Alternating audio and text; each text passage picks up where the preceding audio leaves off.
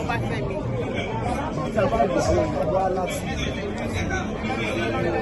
Orúkọ mi ni Helen Títílayọ̀ ọmọ Ọbáfẹ́mi.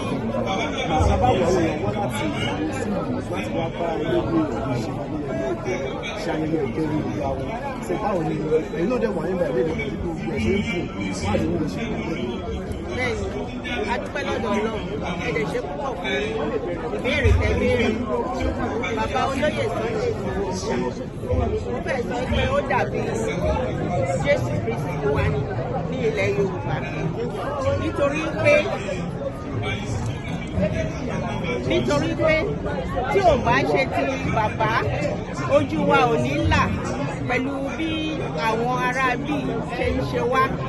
pàápàá èmi ọmọ Ifẹ̀ Ìjùmú ní Kogi land ní Ogunland ní mí mo dẹ̀ mọ̀ bí àwọn ará bí ṣe ń yọ wá lẹ́nu ìlú òyìnbó lèmi ń gbé so àwọn èèyàn mi wọ́n máa ń pè mí ní ìgbà gbogbo wá ní àwọn ò lè lọ sóko mọ́ o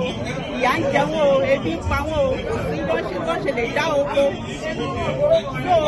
ṣùgbọ́n àtìgbà tí bàbá wa ti dìde tó sọ pé àwọn ará ibi yìí wọ́n máa ṣe wá lọ́ṣẹ́ tán tó dìde tó jí gbogbo wa jí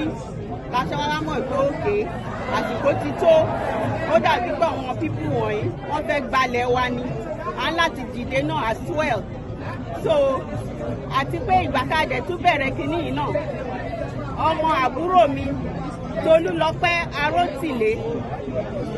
the first female fighter, MiG fighter, aircraft fighter. So